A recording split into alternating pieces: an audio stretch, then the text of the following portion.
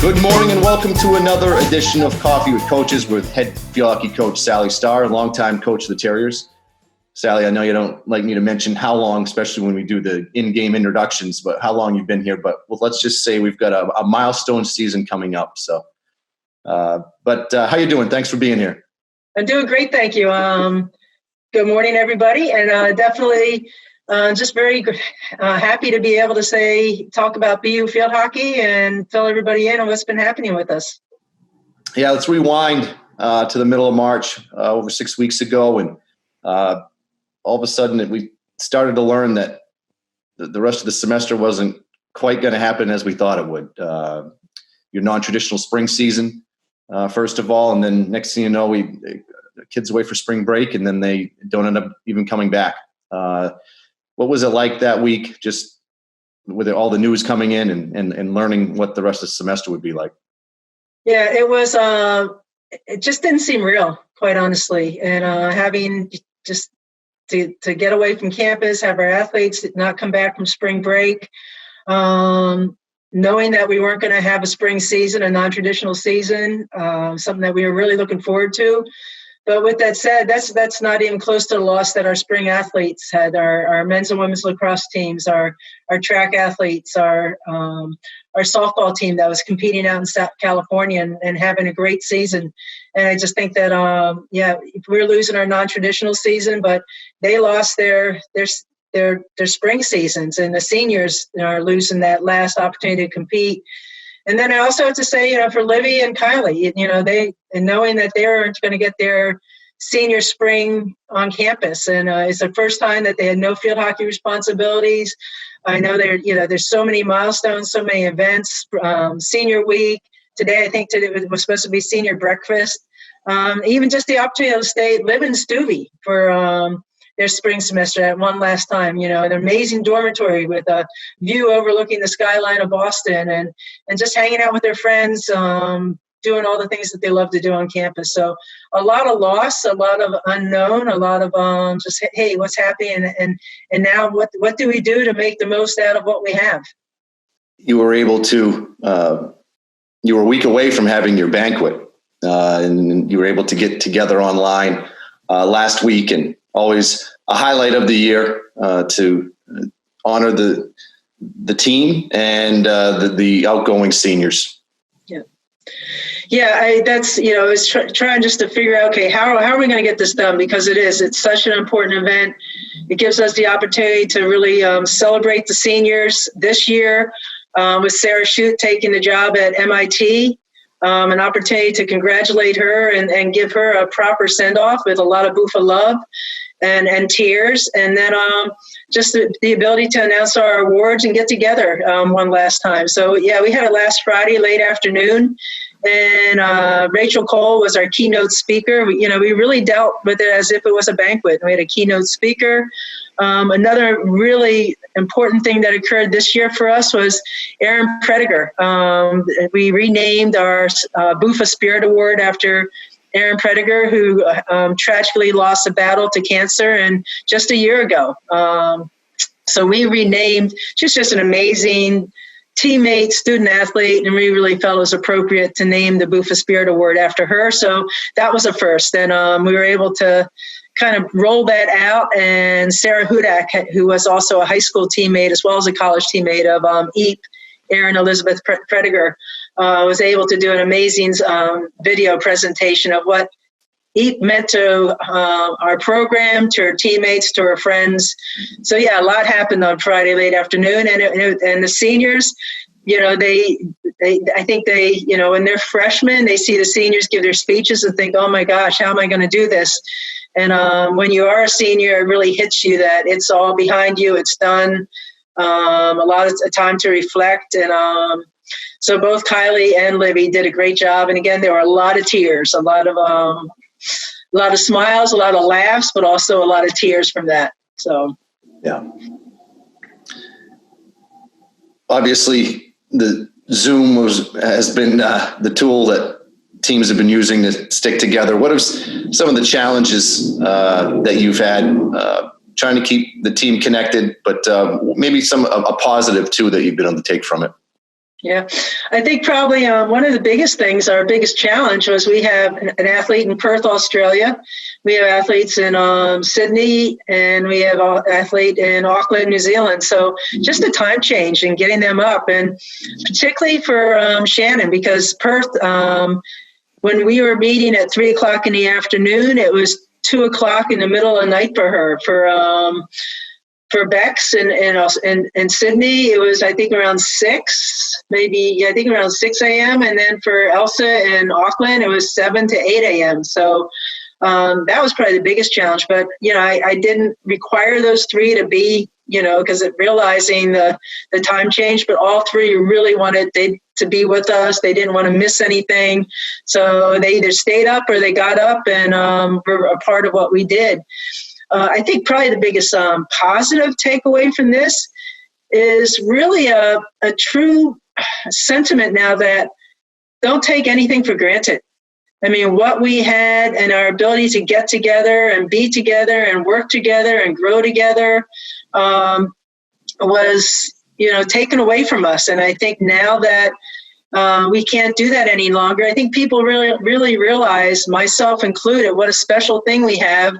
And can't wait to get back together, and just don't take it for granted. Maximize every opportunity, every moment that you have with your friendships, with your classes, with your hockey, and with your personal growth, and really do the best that you can with what you have when you have it, because I think we realize now how fragile it is and how quickly it was taken away from all of us, and how special it is. And I think we've been able to, continue to grow. Our spring motto is always fitter, faster, smarter. That's what we want to do in the spring. We want to get fitter, we want to get faster, and we want to raise our hockey IQ. And I think we've still been able to do that, which has been great. In our Zoom sessions, we've done video sessions with them, breakout groups. Then they have to come back and report, what we've asked them to focus in on, like the pressing, the outletting, some subtleties, some technical, tactical type things. So the girls have done a great job with that. And I think we have gotten fitter, faster, and smarter through the spring. Great. The department always celebrates their student athletes each year.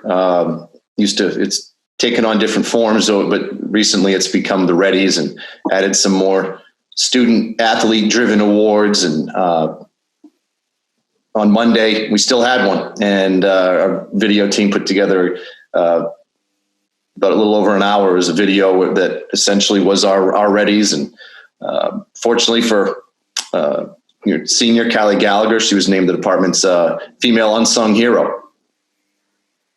Yeah, that was awesome, and so well deserved for her. I think that Kylie, she's a tremendous hockey player. She was a really good captain for us. I think that, she always stood out on the field. And I think that when we were successful, she had great games, and when we weren't successful, she still had good games. And I think that for her to receive that award and that honor among her peers and all the other athletes was a great tribute to her. I'm really happy for her. Yep. And second time Mabufa has won that. Cami Jensen won the inaugural one awesome. years ago. So, yeah. I forgot about that. Dr. Jensen. Yeah. Yeah. She's starting next school. Yeah. Yeah. A couple weeks ago, we introduced the incoming class on the website and social media. 6 new faces to join the program. I think now you'll have had 15 different countries represented during your time as head coach here on the, which is pretty cool. Adding a couple new ones this time around with Uruguay and Belgium. Yep. But three foreigners and 3 domestics here, and one who used to live in Illinois and now in New Zealand. So it's a pretty widespread class. Yeah. Well, we've done great with the South Americans. The athletes that we've had from Argentina and Chile was Sophie and Val Sophie from Argentina and Val from Chile. And we're really looking forward to Pili joining us from Uruguay. Really a talented kid, hardworking kid, and a really good student as well. So, and then Belgium. Belgium's one of the, it's a tiny country, but it's a great country in the world of hockey. And Talia is an outstanding player on their under 18 team, and just a really enthusiastic, athletic, talented hockey player. And as you said, with Kate coming from New Zealand, but really she's originally from Chicago. So I know that, we got 3 really good international kids coming in. And then our domestics, we have 2 from Massachusetts with Brooklyn and Maddie coming in, Brooklyn Lamb and Maddie DePietro. And then we have Tess from Connecticut. And Tess is small but mighty. She's just, a really talented hockey player who's going to be, playing some exciting hockey for us. All 6 of those kids are really talented and looking forward to getting them on campus. Usually your preseason starts second week of August. We're still some uncertainty as to when everything will be back to normal. And how's that been in terms of, I'm sure the girls have questions all the time about what's coming up and what's the plan. And how have you dealt with that? Just preparing for the upcoming season with a bit of a cloud of uncertainty. I think we know it's not going to be a normal year. Probably just don't know the extent quite yet. Right.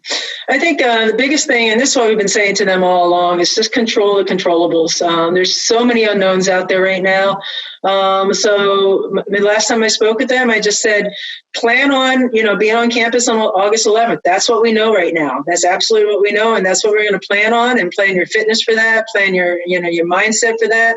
Plan that our first data competition, I believe, is the 27th of August or 26th, that Friday, against VCU down at Old Dominion. And I think that, so right now, we're controlling what we can control. Our thought process is, as what we know right now is that we're going to start August 11th. And what we know right now is that we're going to open up at Old Dominion against VCU on that Friday.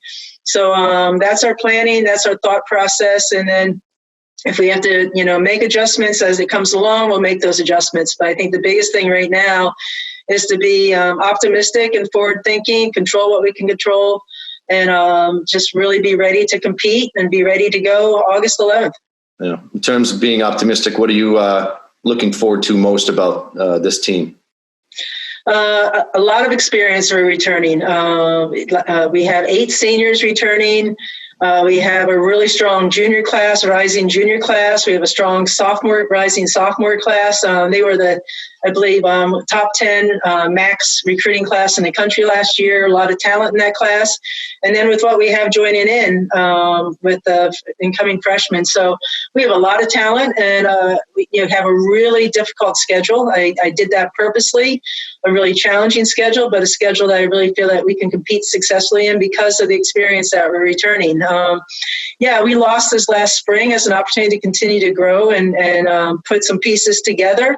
But every school, there's a level playing field right now. Nobody had a spring season. It's not like we lost it and some schools had it. There's a level playing field. I think a lot of programs bring their girls back in the summer and require them to go to summer school and work camps. We haven't done that in the past. We allow our girls to go do internships, go home.